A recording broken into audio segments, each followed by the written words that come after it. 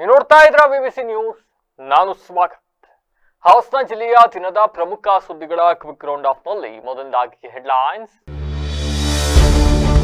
ಹಾಸನದ silver jubilee park ಶುಲ್ಕ ವಿವಾದಕ್ಕೆ ತೆರೆ, ಸಾರ್ವಜನಿಕರ ಆಕ್ರೋಶಕ್ಕೆ ಮಣಿದ ಇಲಾಖೆ. ಬಿಬಿಸಿ ವರದಿ ಬೆನ್ನಲ್ಲೇ ಸೂಚನಾ ಫಲಕ ತೆರವು. ಕೈಗಾರಿಕಾ ಪ್ರದೇಶದಲ್ಲಿ ಕಗ್ಗತ್ತಲ ಅಬ್ಬರ, ಸಾರ್ವಜನಿಕರ ಸುರಕ್ಷತೆ ಪ್ರಶ್ನಾರ್ಥಕ. ವಿದ್ಯುತ್ ಸಂಪರ್ಕ ಕಲ್ಪಿಸುವಂತೆ ಸಾರ್ವಜನಿಕರ ಆಗ್ರಹ. ಮನೆ ಮುಂದೆ ಎಂಸ್ಯಾಂಡ್ ಸುರಿಯುವಾಗ ವಿದ್ಯುತ್ ಶಾಕ್, ಚಾಲಕ ಸ್ಥಳದಲ್ಲೇ ಸಾವು. ಬೇಲೂರು ತಾಲೂಕಿನ ನೆಟ್ಟಿಗೆರೆ ಗ್ರಾಮದಲ್ಲಿ ಘಟನೆ. ಕೇಂದ್ರ ಕಾರಾಗೃಹಕ್ಕೆ ಜಿಲ್ಲಾಧಿಕಾರಿ ದಿಢೀರ್ ಭೇಟಿ, ಸಿಬ್ಬಂದಿ ಹಾಗೂ ಕೈದಿಗಳಲ್ಲಿ ಅಚ್ಚರಿ. ಜೈಲು ವ್ಯವಸ್ಥೆಗಳ ಪರಿಶೀಲನೆ. ಜಿಲ್ಲೆಯಲ್ಲಿ ಆಶ್ರಯ ಮನೆಗಳ ಧ್ವಂಸ, ಪರಿಹಾರಕ್ಕೆ ಒತ್ತಾಯ. ತಾಲೂಕು ಆಡಳಿತದ ವಿರುದ್ಧ ಅಕ್ಮಲ್ ಪಾಷಾ ಆಕ್ರೋಶ. ಗಣಿಗಾರಿಕೆ ಪುನರಾರಂಭಿಸಲು ಆಗ್ರಹ, ಜಿಲ್ಲಾಧಿಕಾರಿಗಳ ಕಚೇರಿ ಎದುರು ಮುಂದುವರೆದ ಪ್ರತಿಭಟನೆ. ಅಖಿಲ ಕರ್ನಾಟಕ ಭೂಮಿ ಮಹಾಸಭಾದಿಂದ ಒತ್ತಾಯ.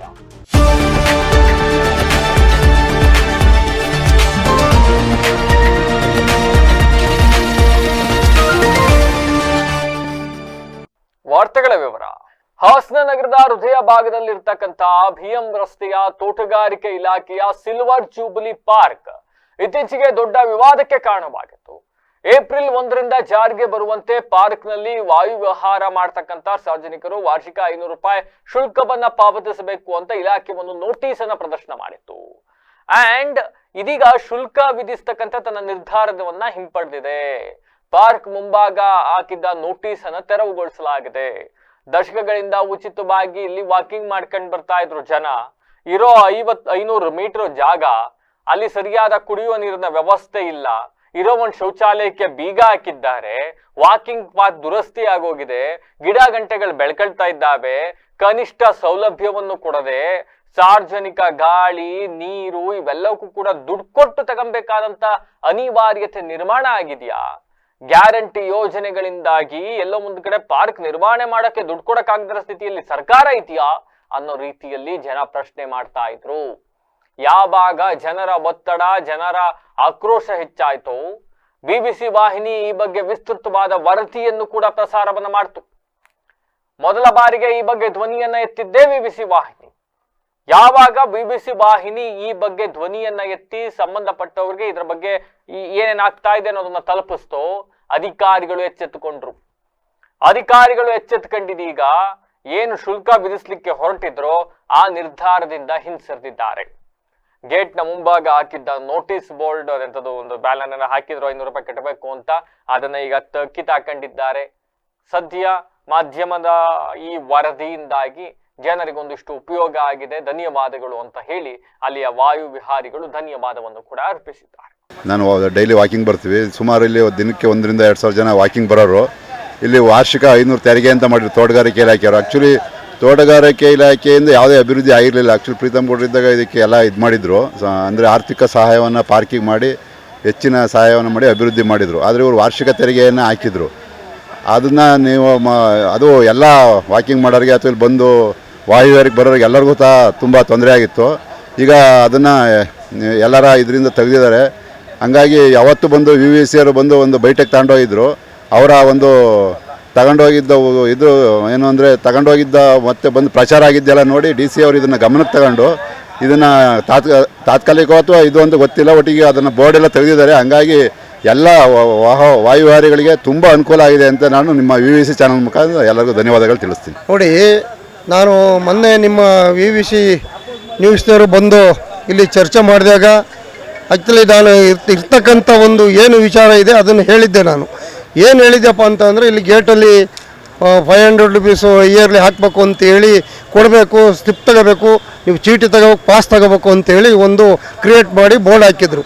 ಆ ಬೋರ್ಡಿಗೆ ನಾವಿಲ್ಲಿ 100 ಜನ 1000 ಜನ ವಾಕ್ ಮಾಡ್ತಕ್ಕಂಥವ್ರು ತಮ್ಮ ಗಮನಕ್ಕೆ ತಂದಾಗ ತಾವಿಲ್ಲಿ ಬಂದು ನಮ್ಮೆಲ್ಲ ಇಂಟ್ರ್ಯೂ ಮಾಡಿ ನಾವು ಇಲ್ಲಿ ಏನಿತ್ತು ಆ ಅಹವಾಲುಗಳ ತಮ್ಮ ಮುಂದೆ ಹೇಳಿದಾಗ, ಏಕೆಂದರೆ ಇದು ಗೊತ್ತಾಗಬೇಕು, ಇಲ್ಲ DC ಅವರು ಮಾಡಿರೋದು, ಇಲ್ಲ ನಾವು ಕೃಷಿ ಇಲಾಖೆಯವ್ರು ಮಾಡಿರ್ತಕ್ಕಂಥದ್ದು, ಇಲ್ಲ ಈ ಪಾರ್ಕರು ಮಾಡಿ ಯಾರು ಅಂತೇಳಿ ಗೊತ್ತಾಗಬೇಕಿತ್ತು. ತಮ್ಮ ಮುಖಾಂತರ ಇದೆಲ್ಲ ಗೊತ್ತಾಗಿದೆ. ಸಾರ್ವಜನಿಕರಿಗೆ ಗೊತ್ತಾದ ಮೇಲೆ DC ಗಮನಕ್ಕೆ ಹೋಗಿದೆ. ಆ DC ಅವರು ಪಾಪ ಇಲ್ಲೆಲ್ಲ ವಿಚಾರಗಳು ತಿಳ್ಕೊಂಡು ನಿಮ್ಮ ಮಾಧ್ಯಮ ಮುಖಾಂತರ ಅದನ್ನು ತಿಕ್ಸಿದ್ದಾರೆ, ವೆಕೆಟ್ ಮಾಡಿಸಿದ್ದಾರೆ. ಅವರಿಗೆ ತುಂಬ ನಿಮ್ಮ VVC ನ್ಯೂಸ್ ಮುಖಾಂತರ ಅವರಿಗೆ ಧನ್ಯವಾದ ಹೇಳ್ತೀನಿ.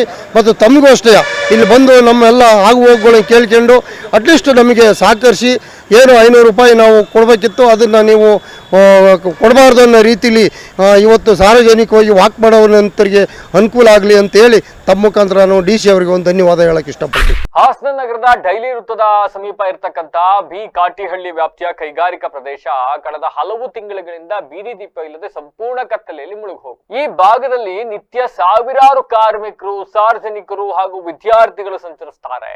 ವಿದ್ಯುತ್ ಸಂಪರ್ಕವಿಲ್ಲದ ಕಾರಣ ಭಯದ ನೆರಳಲ್ಲೇ ಓಡಾಡಬೇಕಾದಂತ ಅನಿವಾರ್ಯತೆ ನಿರ್ಮಾಣವಾಗಿದೆ. ಇನ್ನು ಕತ್ತಲೆಯ ಲಾಭವನ್ನ ಪಡ್ಕೊಳ್ತಾ ಇರತಕ್ಕಂತ ಕಿಡಿಗೇಡಿಗಳು ಸಾರ್ವಜನಿಕರ ಮೇಲೆ ಹಲ್ಲೆ ಮಾಡ್ತಕ್ಕಂಥದ್ದು, ಸುಲಿಗೆ ಮಾಡ್ತಕ್ಕಂಥದ್ದು ಇವೆಲ್ಲವೂ ಕೂಡ ಇಲ್ಲಿ ನಡೀತಾ ಇದೆ.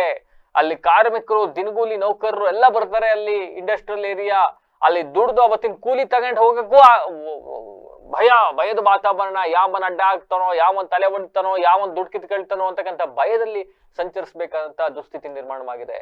ಸುಮಾರು 1 ತಿಂಗಳ ಹಿಂದೆ ಕೆಲಸ ಮುಗಿಸ್ಕೊಂಡು ಹೋಗ್ತಾ ಇದ್ದ ಕಾರ್ಮಿಕರೊಬ್ಬನ್ನ ಅಡ್ಡಗಟ್ಟಿದ ಕಿಡಿಗೇಡಿಗಳು ಕತ್ಲೆಯಲ್ಲಿ ಬೆದರಿಸಿ ಹಣ ಬೇಡಿಕೆ ಇಟ್ಟು ಇವೆಲ್ಲ ಮಾಡಿರ್ತಕ್ಕಂಥ ಘಟನೆಗಳು ಸಾಕಷ್ಟು ಇಲ್ಲಿ ವರದಿಯಾಗಿದ್ದಾವೆ.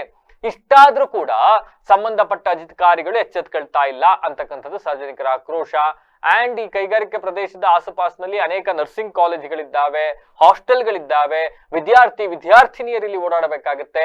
ಇಷ್ಟೆಲ್ಲ ಇದ್ರೂ ಕೂಡ ಅವರಿಗೆ ಎಷ್ಟರ ಮಟ್ಟದ ಸೇಫ್ಟಿ ಇದೆ, ಇಲ್ಲಿ ಎಷ್ಟರ ಮಟ್ಟದ ಸುರಕ್ಷತೆ ಇದೆ ಅಂತ ನೋಡ್ತಾ ಹೋದ್ರೆ ಕನಿಷ್ಠ ಮೂಲಭೂತ ವ್ಯವಸ್ಥೆಗಳಲ್ಲಿ ಒಂದಾದಂತಹ ವಿದ್ಯುತ್ ವ್ಯವಸ್ಥೆಯೇ ಇಲ್ಲ. ಒಂದೇ ಒಂದು ಸ್ಟ್ರೀಟ್ ಲೈಟ್ ಅಲ್ಲಿ ಬೀದಿ ದೀಪಗಳಿಲ್ಲ, ಬೀದಿ ದೀಪಗಳು ಆನ್ ಆಗ್ತಾ ಇಲ್ಲ. ಕಡುಗತ್ತಲಲ್ಲಿ ಓಡಾಡಬೇಕಾದಂತ ಸ್ಥಿತಿ.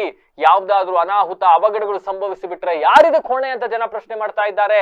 ಈ ಸಂಬಂಧಪಟ್ಟ ಪ್ರಶ್ನೆಗೆ ಉತ್ತರ ಕೊಡಬೇಕಾದಂತ ಸಂಬಂಧಪಟ್ಟ ಅಧಿಕಾರಿಗಳಿಗೆ ಇಲ್ಲಿ ಎಚ್ಚೆತ್ಕೊಳ್ಬೇಕಾಗತ್ತೆ. ಹಾಸನ ಜನಪ್ರತಿನಿಧಿಗಳಾಗಿರಬಹುದು, ಸ್ಥಳೀಯ ಶಾಸಕರ ಹಾದಿಯಾಗಿ, ಸಂಬಂಧಪಟ್ಟ ಅಧಿಕಾರಿಗಳು, ಜಿಲ್ಲಾಧಿಕಾರಿಗಳ ಹಾದಿಯಾಗಿ, ವಿದ್ಯುತ್ ಇಲಾಖೆಯಿಂದ ಕೊಡ್ತಿರೋ, ನಾನು ಮಹಾನಗರ ಪಾಲಿಕೆಗೆ ಸೇರ್ಕೊಂಡಿರ್ಬೇಕೀಗ, ಪಾಲಿಕೆಯಿಂದ ಮಾಡಿಸ್ತಿರೋ, ಯಾರು ಮಾಡಿಸ್ತಿರೋ, ಯಾರು ವ್ಯಾಪ್ತಿಗೆ ಬರುತ್ತೋ ಅವರು ಈ ಕೂಡಲೇ ಎಚ್ಚೆತ್ಕೊಳ್ಬೇಕು. ಅಲ್ಲಿ ಇರ್ತಕ್ಕಂಥ ಹಾಸ್ಟೆಲ್ಗಳು, ಬಹಳಷ್ಟು ಹಾಸ್ಟೆಲ್ಗಳಿದ್ದಾವೆ. ಅಲ್ಲಿ ನರ್ಸಿಂಗ್ ಹಾಸ್ಟೆಲ್ಗಳಿದ್ದಾವೆ ಅಂಡ್ PU ಹಾಸ್ಟೆಲ್ಗಳು, PU ಕಾಲೇಜು ಅದನ್ನು ನೋಡಿದ್ರೆ ನಾನು PU ಹಾಸ್ಟೆಲ್ ಇದೆ. ಇವೆಲ್ಲವೂ ಇರ್ತಕ್ಕಂಥ ಹಿನ್ನೆಲೆಯಲ್ಲಿ ಸೂಕ್ತವಾದ ರಕ್ಷಣೆ ವಿದ್ಯಾರ್ಥಿಗಳಿಗೂ ಸಿಗಬೇಕು. ಅಂಡ್ ಅಲ್ಲಿ ಏನು ಕಾರ್ಮಿಕರು ಓಡಾಡ್ತಾರೆ ಅವ್ರಿಗೂ ಕೂಡ ಸೂಕ್ತವಾದ ರಕ್ಷಣೆ ಸಿಗಬೇಕು. ಸರ್, ಇದು ಬಿ ಕಾಟೇಳಿ ಇಂಡಸ್ಟ್ರಿಯಲ್ ಏರಿಯಾ, BM ರೋಡು. ಇದು ನಮ್ಮ ಫ್ಯಾಕ್ಟ್ರಿ ಇರೋ ಜಾಗ ಬಂದು 19B ರೋಡ್ ನಂಬರ್ 6. ಇಲ್ಲಿ ನಮಗೆ ಸಮಸ್ಯೆಗಳು ಅಂದರೆ ತುಂಬ ಇದೆ. ಇಲ್ಲೇನು ಬರೀ ನೀವು ಇಂಡಸ್ಟ್ರಿ ಅಂತ ಮಾಡಿಕೊಟ್ಟಿದ್ದಾರೆ. ಇಂಡಸ್ಟ್ರಿಗೆ ಬೇಕಾಗಿರೋಂಥ ಫೆಸಿಲಿಟಿಗಳೇನು ಕೊಡ್ತಾ ಇಲ್ಲ. ಮೇಜರಾಗಿ ನೋಡಿ, ನೈಟಲ್ಲಿ ಒಂದು ಸ್ಟ್ರೀಟ್ ಲೈಟ್ ಹಾಕಿದ್ದಾರೆ, ಒಂದೊಂದು ಕಡೆ ತಿರ್ಕೊಂಡಿದೆ. ಇಡೀ ಒಂದು ಆಗ್ತಾಗಿಂದ 2 ದಿನ 3 ದಿನ ಉರಿದಿರ್ಬೋದು ಅಷ್ಟೇ. ಅದನ್ನು ಬಿಟ್ಟು ಮತ್ತೇನು ಮಾಡೇ ಇಲ್ಲ.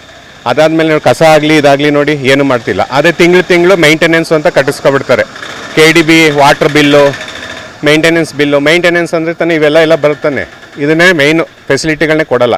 ಮೇಯ್ನು ಸ್ಟ್ರೀಟ್ ಲೈಟ್ ಇಲ್ಲ ಅಂತ ತುಂಬ ಸಮಸ್ಯೆಗಳಿದೆ. ಅದು ನೋಡಿ, ಮೇಂಟೆನೆನ್ಸ್ ಕಟ್ಟಲಿಲ್ಲ ಅಂದರೆ ಅದಕ್ಕೊಂದು ಇಂಟ್ರೆಸ್ಟ್ ಹಾಕ್ತಾರೆ, ಅದು ಬೇರೆ.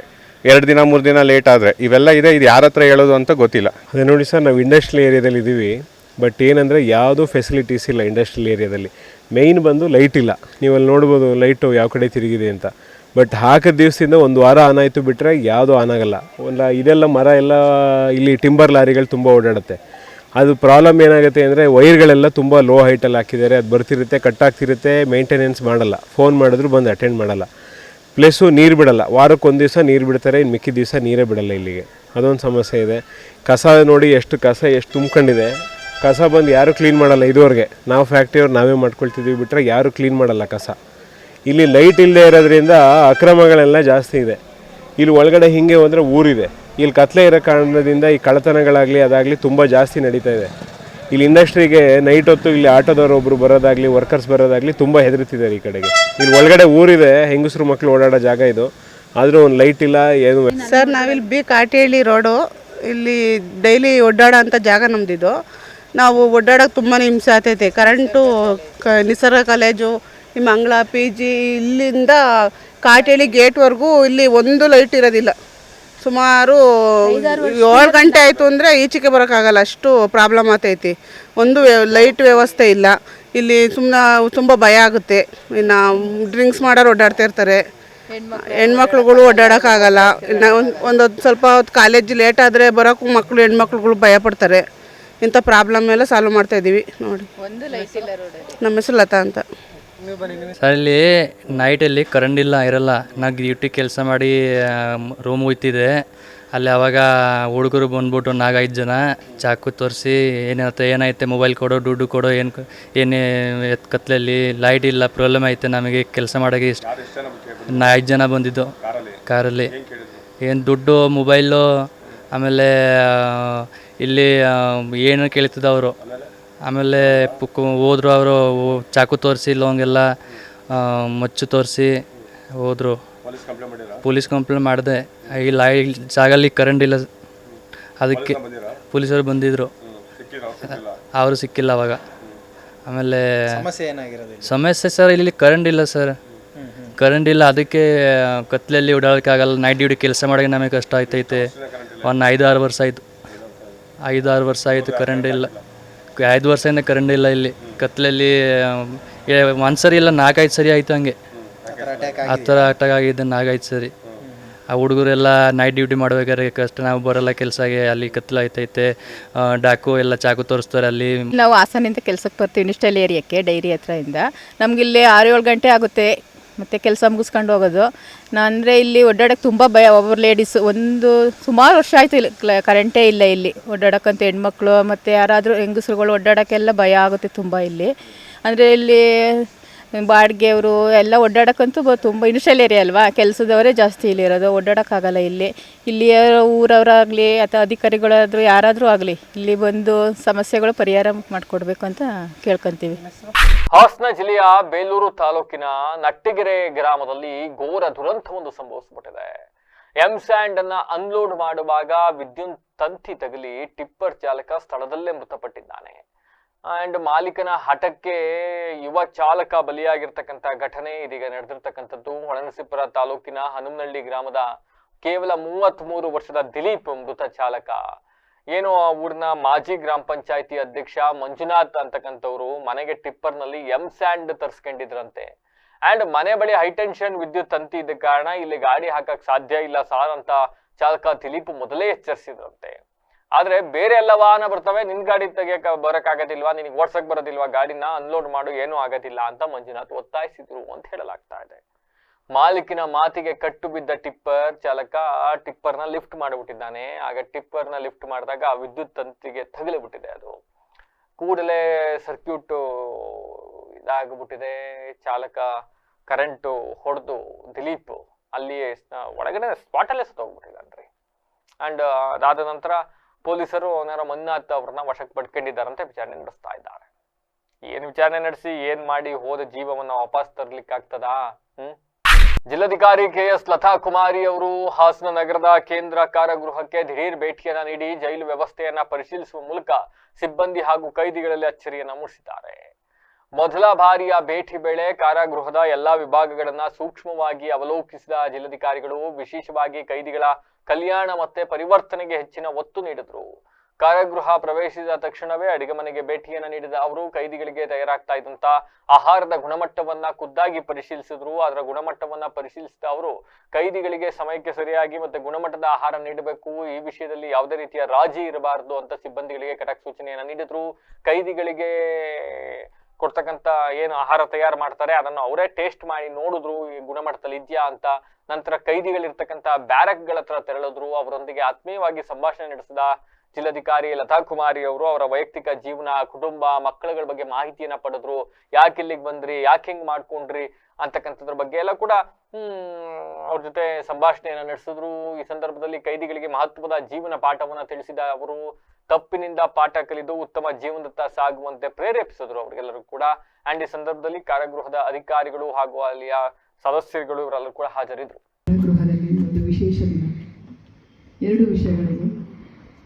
ಮೊದಲನೇದಾಗಿ ನಾವು ಇಂದಿನ ಬಾರಿ ಇಲ್ಲಿ ಬಂದಾಗ ಒಂದು ಆಕಾಶವಾಣಿ ಎಲ್ಲ ಕೇಳುಗರಿಗೆ ಮುಟ್ತಾ ಇದೆ. ನಮ್ಮ ಪ್ರಿಸನಲ್ಲಿ ಇರ್ತಕ್ಕಂತಹ ನಮ್ಮ ಮಕ್ಕಳಿಗೂ ಸಹ ಮುಟ್ಟಬೇಕು ಅಂತ ಹೇಳಿದೆ. ಯಾಕಂದರೆ ಅವರು ಗೊತ್ತಿದ್ದು ತಪ್ಪು ಮಾಡಿದ್ದಾರೋ, ತಿಳಿದೇ ತಪ್ಪು ಮಾಡಿದ್ದಾರೋ, ತಪ್ಪು ಮಾಡಿಬಿಟ್ಟಿದ್ದಾರೆ. ಆದರೆ ಅವರು ಇನ್ನೂ ಮನುಷ್ಯರೇ ತಾನೇ ತಪ್ಪು ಮಾಡೋದು ಸಹಜ. ಎಲ್ಲರೂ ತಪ್ಪು ಮಾಡ್ತಾರೆ, ನೀವೊಬ್ಬರೇ ಇಲ್ಲ, ಎಲ್ಲರೂ ತಪ್ಪು ಮಾಡ್ತಾರೆ. ಆದರೆ ಆ ತಪ್ಪನ್ನು ಸರಿಪಡಿಸ್ಕೊಂಡು ಮತ್ತೊಮ್ಮೆ ಆ ತಪ್ಪು ಮಾಡದೇ ಇರೋ ಹಾಗೆ ತಮ್ಮ ಜೀವನವನ್ನು ತಾವು ರೂಪಿಸ್ಕೊಳ್ಬೇಕು. ಹಾಗಾಗಿ ಒಂದು ಅವಕಾಶ ಎಲ್ಲರಿಗೂ ಇರುತ್ತೆ. ಈ ಅವಕಾಶವನ್ನು ತಾವೆಲ್ಲರೂ ಬಳಸಬೇಕು. ಯಾಕಂದರೆ ನಾನು ಇವತ್ತು ನೋಡ್ತಾ ಇದ್ದೆ, ಕೆಲವರೆಲ್ಲ ನ್ಯೂಸ್ ಪೇಪರ್ ಓದ್ತಾ ಇದ್ರು. ಹೌದು, ನ್ಯೂಸ್ ಪೇಪರ್ ಓದಬೇಕು. ಇಲ್ಲಿ ಬಂದ ತಕ್ಷಣ ಏನೋ ಒಂದು ಇನ್ನು ಜೀವನನೇ ಇಲ್ಲ ಅಂತ ಅಲ್ಲ, ಇನ್ನೂ ತುಂಬ ಇದೆ. ಇನ್ನೂ ಸಣ್ಣವರು, 30 ವರ್ಷದ ಒಳಗೆ, 40 ವರ್ಷದ ಒಳಗೆ, 50 ವರ್ಷದ ಒಳಗೆ ಇದ್ದೀರಿ. ನಿಮ್ಮ ಮನೆಯವರು ನಿಮಗೋಸ್ಕರ ಕಾಯ್ತಾ ಇರ್ತಾರೆ. ಮನೆ, ಮಕ್ಕಳು, ಸಂಸಾರ. ನಿಮ್ಮ ಕೋಪಕ್ಕೋ, ನಿಮ್ಮ ಅಜ್ಞಾನಕ್ಕೋ ತಿಳಿದೇನೋ ನಿಮ್ಮ ಕೈಯಿಂದ ತಪ್ಪು ಆಗೋಗ್ಬಿಟ್ಟಿದೆ, ಮತ್ತೊಮ್ಮೆ ಮಾಡಬೇಡಿ. ಹಾಗಾಗಿ ನೀವು ಸರಿ ಹೋಗಬೇಕು. ಸರಿ ಹೋಗೋದಂದ್ರೆ ನೀವೇನು ತಪ್ಪಾಗಿಲ್ಲ, ಅವಕಾಶಗಳು ತುಂಬ ಇದೆ. ಈಗಲೂ ಈ ಕ್ಷಣದಲ್ಲೂ ಸರಿ ಹೋಗ್ಬೋದು ನೀವು. ಆಶ್ರಯ ಯೋಜನೆ ಅಡಿಯಲ್ಲಿ ಹಕ್ಕುಪತ್ರವನ್ನ ಪಡೆದ ಫಲಾನುಭವಿಗಳ ಮನೆಗಳನ್ನ ಯಾವುದೇ ಮುನ್ಸೂಚನೆಯನ್ನು ನೀಡದೆ ಧ್ವಂಸಗೊಳಿಸಿದ್ದಾರೆ ಅಂತ ಹೇಳಿ ಇವತ್ತು ಸುದ್ದಿಗೋಷ್ಠಿಯಲ್ಲಿ ಅಕ್ಮಲ್ ಪಾಷಾ ಅಂತಕ್ಕಂಥವ್ರು ಆಕ್ರೋಶವನ್ನು ವ್ಯಕ್ತಪಡಿಸಿದ್ದಾರೆ. ಇನ್ನು ಸುದ್ದಿಗೋಷ್ಠಿಯಲ್ಲಿ ಮಾತನಾಡಿರ್ತಕ್ಕಂಥವರು ಅರಕಲಗೂಡು ತಾಲೂಕಿನ ಮಲ್ಲಿಪಟ್ಟಣ ಹೋಬಳಿಯ ಅಬ್ಬೂರು ಮಾಚಗೌಡನ ಹಳ್ಳಿ ಗ್ರಾಮದಲ್ಲಿ ಸರ್ವೆ ನಂಬರ್ 94ರಲ್ಲಿ 1991-92ನೇ ಸಾಲಿನಲ್ಲಿ KHB 91ರ ಅನ್ವಯ ಹಕ್ಕುಪತ್ರವನ್ನು ವಿತರಿಸಲಾಗಿತ್ತು. ಈ ಹಕ್ಕುಪತ್ರದ ಆಧಾರದ ಮೇಲೆ ಫಲಾನುಭವಿಗಳು ವರ್ಷಗಳಿಂದ ಮನೆಗಳನ್ನ ನಿರ್ಮಿಸಿಕೊಂಡು ವಾಸವಾಗಿದ್ರು. ಆದರೆ ಇತ್ತೀಚೆಗೆ ತಾಲೂಕು ಆಡಳಿತ ಯಾವುದೇ ಪೂರ್ವ ಸೂಚನೆಯನ್ನು ನೀಡದೆ ಮನೆಗಳನ್ನ ಧ್ವಂಸ ಮಾಡಿದ್ದು, ಇದರಿಂದ ಅನೇಕ ಕುಟುಂಬಗಳು ಬೀದಿ ಪಾಲಾಗಿದ್ದಾವೆ.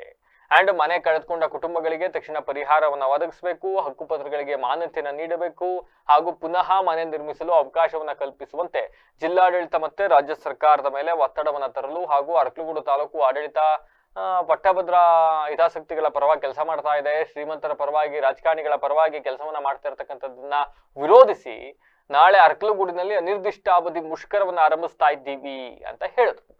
ಸುದ್ದಿಗೋಷ್ಠಿಯಲ್ಲಿ ರೇವಣ್ಣ, ಕಾಂತರಾಜು, ಅಹಮದ್ ಜಾನ್, ಮುಜಾಹಿದ್, ಅಬ್ದುಲ್ ಹಾಗೂ ಇನ್ನಿತರರು ಉಪಸ್ಥಿತರಿದ್ದರು. ಇವತ್ತು ನಾವು ಪತ್ರಿಕಾಗೋಷ್ಠಿಯನ್ನು ಕರೆದಿರ್ತಕ್ಕಂಥ ಉದ್ದೇಶ ಏನಪ್ಪ ಅಂತಂದರೆ, ಹಾಸನ ಜಿಲ್ಲೆ ಅರಕಲಗೂಡು ತಾಲೂಕು ಮಲ್ಲಿಪಟ್ಟಣ ಹೋಬಳಿ ಅಬ್ಬೂರು ಮಾಚಗೌಡನಹಳ್ಳಿ ಗ್ರಾಮದಲ್ಲಿ ಸರ್ವೆ ನಂಬರ್ 94ರಲ್ಲಿ ಸರ್ಕಾರಿ ಗೋಮಾಳದಲ್ಲಿ 1991-92ನೇ ಇಸ್ವಿಯಲ್ಲಿ ಹಕ್ಕುಪತ್ರಗಳನ್ನು ಕೊಟ್ಟಿದ್ದರು. ಅಂದರೆ ನಿವೇಶನವನ್ನು ವಿತರಣೆ ಮಾಡಿ HOD 535 KHB 91 ಅದರ ಅನ್ವಯ ಫಲಾನುಭವಿಗಳಿಗೆ ನಿವೇಶನದ ಹಕ್ಕುಪತ್ರವನ್ನು ಕೊಟ್ಟಿದ್ದರು. ಆ ಕಾಲಘಟ್ಟದಿಂದಲೂ ನಮಗೆ ಅಲ್ಲಿ ಶೆಡ್ ನಿರ್ಮಾಣ ಮಾಡೋದಾಗಿರಲಿ ಅಥವಾ ಗುಡಿಸಲು ನಿರ್ಮಾಣ ಮಾಡೋದಾಗಿರಲಿ, ಮನೆ ನಿರ್ಮಾಣ ಮಾಡೋದಾಗಿರಲಿ ವಿರೋಧ ಮಾಡ್ಕೊಂಡು ಬರ್ತಲೇ ಇರ್ತಿದ್ರು. ಆದರೆ ಈ ಬಾರಿ ನಾವು ಯಾವುದೇ ಕಾರಣಕ್ಕೂ ನಮ್ಮ ದಲಿತರಿದ್ದಾರೆ, ಅಲ್ಪಸಂಖ್ಯಾತರಿದ್ದಾರೆ, ಒಕ್ಕಲಿಗ ಬಡ ರೈತರು ಸಹ ಇದ್ದಾರೆ ಆ ಒಂದು ನಿವೇಶನ ಪಟ್ಟಿಯಲ್ಲಿ. ಈ ಒಂದು ಪಟ್ಟಿನ AT ರಾಮಸ್ವಾಮಿ ಅವರು ಅಂದು ಏನು ಶಾಸಕರಿದ್ದರು ಅವರ ನೇತೃತ್ವದಲ್ಲಿ ವಿತರಣೆ ಆಗಿರೋದು. ಏನದರಲ್ಲಿ ಅಂದರೆ ನಿವೇಶನ ಕೊಡ್ತಾರೆ, ಮನೇನ ಇವರು ಲೋನ್ ರೂಪದಲ್ಲಿ ತಗೊಂಡು ಕರ್ನಾಟಕ ಹೌಸಿಂಗ್ ಬೋರ್ಡ್ ಅಥವಾ ಕೆಲವು ಸಂಘ ಸಂಸ್ಥೆ ಏನು ಸರ್ಕಾರದ ಅಧೀನದಲ್ಲಿರೋ ಸಂಘ ಸಂಸ್ಥೆ ಇರ್ತದೆ, ಫೈನಾನ್ಷಿಯಲ್ ಕಾರ್ಪೊರೇಷನ್, ಅವರಿಂದ ಸಾಲ ತೆಗೆದು ಕಟ್ಕೋಬೇಕಾದ ಒಂದು ಕಂಡೀಷನ್ ಮೇಲೆ ಕೊಟ್ಟಿದ್ದು. ಸೊ ಈಗೇನಾಗಿದೆ, ನಮ್ಮ ಶೋಷಿತ ಸಮಾಜದವರಿಗೆ ಕಾನೂನು ಅರಿವು ಇಲ್ಲದೆ ಇರೋದ್ರಿಂದ ಕೆಲವರು ಮಾತ್ರ ಮನೆ ಕಟ್ಕೊಂಡಿದ್ದಾರೆ, ನಿವೇಶನ ಯಾರಿಗೂ ಪರಬಾರೆ ಮಾಡಿಲ್ಲ ಏನೋ ಒಂದು ಆದೇಶದ ಪ್ರಕಾರ. ಇವರು ಹಲವಾರು ಬಾರಿಯಲ್ಲಿ ಒಂದು ಗುಡಿಸ್ಲು ಹಾಕೊಳ್ಳೋದು, ಶೆಡ್ ಹಾಕೊಳ್ಳೋದು ಈ ಥರ ಮಾಡ್ತಾನೆ ಬರ್ತಿದ್ರು. ಈ ನಡುವೆ ಏನಾಗಿದೆ ಅಂದರೆ 2008-09ನೇ ರೋಹಿಣಿ ಸಂಧಿ ಅವರ ಪಾತ್ರ ಎದ್ದು ಕಾಣಿಸ್ತಿದೆ. ಮೋರ್ ದೆನ್ 10 ಮಿಸ್ಟೇಕ್ಸ್ ಮಾಡಿದ್ದಾರೆ ಸರ್. ಲ್ಯಾಂಡ್ ಗ್ರಾಂಟ್ ಆ್ಯಕ್ಟ್ 1969 ಪ್ರಕಾರ ಅಷ್ಟು ತಪ್ಪು ಮಾಡಿದೆ ಅಮ್ಮ. ಮತ್ತು ತಹಸೀಲ್ದಾರು ಸೇರ್ಕೊಂಡಿರೋದಕ್ಕೆ ಪ್ರಸನ್ನ ಮೂರ್ತಿ ಅಂತ ಒಬ್ಬರು ತಹಸೀಲ್ದಾರ್. ಇನ್ನೊಂದು ವಾರದಲ್ಲಿ ಫ್ಯಾಕ್ಟ್ರಿ ಸೀಸ್ ಆಗ್ಬೋದು ಅನ್ಕೊಂಡಿದ್ದೀನಿ. ಸುನಂದ ಕ್ಯಾಟ್ಲ್ ಫೀಡ್ ಅಂತ KMF-ಅವರಿಗೆ ಸೊಸೈಟಿಗೆ ಅಂತ ಕೊಡ್ತಾರೆ ಸರ್. ಒಂದು ಎಕರೆಗೆ ಸುಮಾರು 75,000 ರೂಪಾಯಿ ದುಡ್ಡು ತಗೊಂಡು ಸರ್. ಅದು ಮಾರ್ಕೆಟಲ್ಲಿ ಇವತ್ತು ಒಂದು ಮೋರ್ ದೆನ್ 40 ಲ್ಯಾಕ್ ಇದೆ. 80 ಲ್ಯಾಕೇ ಬರುತ್ತೆ. ಟೌನಿಂದ ಒಂದು 5-6 ಕಿಲೋಮೀಟರ್ ಅಷ್ಟೇ. ಮಾರ್ಕೆಟಲ್ಲೂ ನೋಡ್ಬೇಕಂದ್ರೆ 15 ಎಕರೆ ಕೊಟ್ಟಿದ್ದಾರೆ. ವೈಲೇಷನ್ ತುಂಬ ಮಾಡಿದ್ದಾರೆ DC ರೋಹಿಣಿ ಸಂಧಿರು. Andhra base is basically from Andhra. Sunanda ಫೀಡ್ ಪ್ರೈವೇಟ್ ಬಸಂತ ಅವ್ರ ನೇನಿ ಆ್ಯಂಡ್ ಗೋಡಿ ವೈಲೇಷನ್ ತುಂಬ ಮಾಡಿದ್ದಾರೆ. ಇವತ್ತು ಕ್ಯಾಟ್ಲ್ ಫೀಡು ಮಾಯಿಸ್ಚಾರು 15%, 14% ಬಂದಿದೆ ಸರ್. ಇವತ್ತು ಯೋಗ್ಯ ಅಲ್ಲ ಅದು. ತಿನ್ನೋದಕ್ಕೆ ಎಲ್ಲ ನೀವು ಎಲ್ಲೇ ಲ್ಯಾಬಿಗೆ ಕಳಿಸಿ NADDB ಫ್ಯಾಕ್ಟ್ರಿ ಲ್ಯಾಬು CFTR ಕಳಿಸಿ ಸರ್, ಎಲ್ಲ ಮಾಯಿಶ್ಚರ್ ಕಂಟೆಂಟ್ ಮೋರ್ ದೆನ್ 12%. ಪರಿಶಿಷ್ಟ ಜಾತಿ ಬೋವಿ ಜನಾಂಗದ ಪಾರಂಪರಿಕ ಕುಲಕಸಬಾದಂತಹ ಗಣಿಗಾರಿಕೆ ಮಾಡಲು ಅಡ್ಡಿಪಡಿಸ್ತಾ ಇರತಕ್ಕಂಥವರ ಮೇಲೆ ಕಾನೂನು ಕ್ರಮ ತೆಗೆದುಕೊಳ್ಳಬೇಕು ಹಾಗೂ ಸ್ಥಗಿತಗೊಂಡಿರತಕ್ಕಂಥ ಕಟ್ಟಡ ಕಲ್ಲು ಗಣಿಗಾರಿಕೆಯನ್ನ ಪುನರ್ ಆರಂಭಿಸಲು ಆಗ್ರಹಿಸಿ ಅಖಿಲ ಕರ್ನಾಟಕ ಭೋವಿ ಮಹಾಸಭಾದ ವತಿಯಿಂದ ಜಿಲ್ಲಾಧಿಕಾರಿಗಳ ಕಚೇರಿ ಎದುರು ಪ್ರತಿಭಟನೆ ನಡೆಸಲಾಯಿತು. ಈ ವೇಳೆ ಶ್ರೀ ಇಮ್ಮಡಿ ಸಿದ್ದರಾಮೇಶ್ವರ ಸ್ವಾಮೀಜಿ ಅವರು ಕೂಡ ಮಾತನಾಡಿದ್ದಾರೆ. ಅವರಿವತ್ತು ಸ್ಟ್ರೈಕಿಗೆ ಬೆಂಬಲ ಕೊಟ್ಟಿದ್ರಂತೆ. ಆಲೂರು ತಾಲೂಕು ಹೊಸಕೋಟೆ ಹೋಬಳಿಯ ಜಯಂತಿನಗರ ಕೆರಗೋಡು ಗ್ರಾಮದಲ್ಲಿ ಬೋವಿ ಜನಾಂಗದ ಕುಲವೃತ್ತಿಯಾದ ಹಾಗೂ ಆದಿಮಾನವ ಆಧುನಿಕ ಮಾನವ ಆಗುವ ಪ್ರಕ್ರಿಯೆಯಲ್ಲಿ ಜನರು ಮನೆ ಮಂದಿರಗಳನ್ನ ಮಾಡಿಕೊಳ್ಳೋಕೆ ಅತ್ಯಂತ ಹೆಚ್ಚಿನ ಕೊಡುಗೆಗಳನ್ನ ನೀಡಿರ್ತಕ್ಕಂಥವ್ರು ಇದೇ ಕಾರ್ಮಿಕರುಗಳು. ಇಂದು ಅವರು ಕಲ್ಲು ಹೊಡೆದು ಬದುಕುವಂತಹ ಅವರ ಕುಲ ವೃತ್ತಿಗೆ ತಡೆ ಒಡ್ತಾ ಇದ್ದಾರೆ. ಈ ಹಿಂದೆ ಸಂವಿಧಾನದ ಮೂಲಕ ಅನೇಕ ಬಾರಿ ಕಲ್ಲು ಹೊಡೆಯುವ ಅವಕಾಶವನ್ನ ನೀಡಿತ್ತು, ಆದರೆ ಈಗ ಸ್ಥಗಿತಗೊಳಿಸಿದ್ದಾರೆ ಅದನ್ನ. ಈ ಜನರು ಯಾವುದೇ ಉಚಿತ ಗ್ಯಾರಂಟಿಗಳನ್ನ ಬಯಸ್ತಾ ಇಲ್ಲ, ಬದಲಾಗಿ ಕಾಯಕದ ಗ್ಯಾರಂಟಿಯನ್ನ ನೀಡಿ ಅಂತ ಕೇಳ್ಕೊಳ್ತಿದ್ದಾರೆ. ಹಾಗಾಗಿ ಈ ಸಮುದಾಯಕ್ಕೆ ಗಣಿಗಾರಿಕೆ ಮಾಡಕ್ಕೆ ಅವಕಾಶ ಕೊಡಬೇಕು ಅಂತ ಒತ್ತಾಯಿಸಿದರು. ಈ ವೇಳೆ ಅಖಿಲ ಕರ್ನಾಟಕ ಭೋವಿ ಮಹಾಸಭಾದ ರಾಜ್ಯಾಧ್ಯಕ್ಷರಾದ ಮಂಜಪ್ಪ, ಸೀತಾರಾಮ್ ಸೇರಿದಂತೆ ಗ್ರಾಮಸ್ಥರು ಹಾಜರಿದ್ದರು. ಹಾಸನ ಜಿಲ್ಲೆ ಸಕಲೇಶಪುರ ತಾಲೂಕು ಜಯಂತಿನಗರ ಕೆರಗೋಡಲ್ಲಿ ಆಲೂರು ತಾಲೂಕಿನ ಹೊಸಮಠ ಗ್ರಾಮದಲ್ಲಿ ಕುಲವೃತ್ತಿ ಏನು ಆದಿಮಾನವ ಆಧುನಿಕ ಮಾನವ ಆಗುವಂತಹ ಪ್ರಕ್ರಿಯೆಯಲ್ಲಿ ಮನೆ ಮಂದಿರ ಮಠಗಳನ್ನು ಮಸೀದಿಗಳನ್ನು ಕಟ್ಟಿಕೊಂಡು ನಗರವನ್ನು ನಿರ್ಮಾಣ ಮಾಡುವಲ್ಲಿ ಅತ್ಯಂತ ಹೆಚ್ಚು ಕೊಡುಗೆಯನ್ನು ಕೊಟ್ಟಂತಹ ಕಟ್ಟಡ ಕಾರ್ಮಿಕರಾಗಿರುವಂತಹ ಬೋವಿ ಸಮುದಾಯದ ಗ್ರಾಮದಲ್ಲಿ ಇವತ್ತು ಕುಲವೃತ್ತಿಯಾಗಿರುವಂತಹ ಕಲ್ಲು ಒಡೆದು ಬದುಕುವಂತಹ ವೃತ್ತಿಗೆ ಕೆಲ ಕಾರಣಗಳಿಂದ ಅವರ ವೃತ್ತಿಯನ್ನು ಸ್ಥಗಿತಗೊಳಿಸಲಾಗಿದೆ. ಈ ಕಾರಣದಿಂದ ಗ್ರಾಮದವರು ಅಹೋರಾತ್ರಿ ಧರಣಿಯನ್ನು ಹಾಸನ ಜಿಲ್ಲಾಧಿಕಾರಿಗಳ ಕಚೇರಿ ಮುಂದೆ ಹಮ್ಮಿಕೊಂಡಿದ್ದಾರೆ. ಅವರ ಸಂಕಷ್ಟಗಳನ್ನು ಆಲಿಸಲು, ಅವರ ಕಷ್ಟಗಳನ್ನು ಕೇಳಲು ನಾವು ಇವತ್ತು ಸಮುದಾಯದ ಮುಖಂಡರ ಜೊತೆಗೆ ಬಂದಿದ್ದೀವಿ. ಅವರ ಧರಣಿ ಇವತ್ತಿಗೆ 8ನೇ ದಿನಕ್ಕೆ ಬಂದಿದೆ. ಈ ಹಿಂದೆ ಇದೇ ರೀತಿಯಾಗಿ ಕುಲವೃತ್ತಿಯನ್ನು ಮಾಡಲಿಕ್ಕೆ ಸರ್ಕಾರ ಅನೇಕ ಅಮೆಂಡ್ಮೆಂಟ್ಗಳನ್ನು ತಂದು ಅವಕಾಶವನ್ನು ಮಾಡಿಕೊಟ್ಟಿದೆ. ಅವಕಾಶವನ್ನು ಮಾಡಿಕೊಟ್ಟ ಹಿನ್ನೆಲೆಯಲ್ಲಿ 2 ಬಾರಿ ಸ್ಥಗಿತವನ್ನು ಮಾಡಿದ್ದು, ಈ ಹಿಂದೆ ಜಿಲ್ಲಾಧಿಕಾರಿಗಳು ಸಮಿತಿಯನ್ನು ಮಾಡಿ ಯಾವುದೇ ತೊಂದರೆ ಇಲ್ಲ, ಇವರು ಮಾಡ್ಕೊಂಡು ಹೋಗ್ಬೋದು ಎನ್ನುವಂತಹ ಶಿಫಾರಸನ್ನು ಕೂಡ ಮಾಡಿರ್ತಾರೆ. ಅದಾಗಿಯೂ ಕೂಡ ಮತ್ತೆ ಮೇಲಿಂದ ಮೇಲೆ ಕೈ ಕೆಲಸ ಮಾಡುವಂತಹ ಜನಗಳಿಗೆ, ಈ ಜನಗಳು ಸರ್ಕಾರಕ್ಕೆ ಯಾವುದೇ ರೀತಿಯಾಗಿರುವಂತಹ ಉಚಿತ ಗ್ಯಾರಂಟಿ ಯೋಜನೆಗಳನ್ನು ಅವ್ರು ಕೇಳ್ತಾ ಇಲ್ಲ. ನಮಗೆ ಕಾಯಕದ ಗ್ಯಾರಂಟಿಯನ್ನು ನೀಡಿ. ಈಗ ಮತ್ತೊಮ್ಮೆ ಹೆಡ್ಲೈನ್ಸ್. ಹಾಸನದ ಸಿಲ್ವರ್ ಜೂಬ್ಲಿ ಪಾರ್ಕ್ ಶುಲ್ಕ ವಿವಾದಕ್ಕೆ ತೆರೆ, ಸಾರ್ವಜನಿಕರ ಆಕ್ರೋಶಕ್ಕೆ ಮಣಿದ ಇಲಾಖೆ. ಬಿಬಿಸಿ ವರದಿ ಬೆನ್ನಲ್ಲೇ ಸೂಚನಾ ಫಲಕ ತೆರವು. ಕೈಗಾರಿಕಾ ಪ್ರದೇಶದಲ್ಲಿ ಕಗ್ಗತ್ತಲ ಅಬ್ಬರ, ಸಾರ್ವಜನಿಕರ ಸುರಕ್ಷತೆ ಪ್ರಶ್ನಾರ್ಥಕ. ವಿದ್ಯುತ್ ಸಂಪರ್ಕ ಕಲ್ಪಿಸುವಂತೆ ಸಾರ್ವಜನಿಕರ ಆಗ್ರಹ. ಮನೆ ಮುಂದೆ ಎಂಸ್ಯಾಂಡ್ ಸುರಿಯುವಾಗ ವಿದ್ಯುತ್ ಶಾಕ್, ಚಾಲಕ ಸ್ಥಳದಲ್ಲೇ ಸಾವು. ಬೇಲೂರು ತಾಲೂಕಿನ ನೆಟ್ಟಿಗೆರೆ ಗ್ರಾಮದಲ್ಲಿ ಘಟನೆ. ಕೇಂದ್ರ ಕಾರಾಗೃಹಕ್ಕೆ ಜಿಲ್ಲಾಧಿಕಾರಿ ದಿಢೀರ್ ಭೇಟಿ, ಸಿಬ್ಬಂದಿ ಹಾಗೂ ಕೈದಿಗಳಲ್ಲಿ ಅಚ್ಚರಿ. ಜೈಲು ವ್ಯವಸ್ಥೆಗಳ ಪರಿಶೀಲನೆ. ಜಿಲ್ಲೆಯಲ್ಲಿ ಆಶ್ರಯ ಮನೆಗಳ ಧ್ವಂಸ, ಪರಿಹಾರಕ್ಕೆ ಒತ್ತಾಯ. ತಾಲೂಕು ಆಡಳಿತದ ವಿರುದ್ಧ ಅಕ್ಮಲ್ ಪಾಷಾ ಆಕ್ರೋಶ. ಗಣಿಗಾರಿಕೆ ಪುನರಾರಂಭಿಸಲು ಆಗ್ರಹ, ಜಿಲ್ಲಾಧಿಕಾರಿಗಳ ಕಚೇರಿ ಎದುರು ಮುಂದುವರೆದ ಪ್ರತಿಭಟನೆ. ಅಖಿಲ ಕರ್ನಾಟಕ ಭೋವಿ ಮಹಾಸಭಾದಿಂದ ಒತ್ತಾಯ. ಇದಾಗಿತ್ತು ಇವತ್ತಿನ ವಿಶೇಷ. ನಿರಂತರ ಸುದ್ದಿಗಾಗಿ ನೋಡ್ತಾ ಇರಿ BBC ಟಿವಿ, ಸತ್ಯದ ಕಡೆ ನಮ್ಮ ನಡೆ.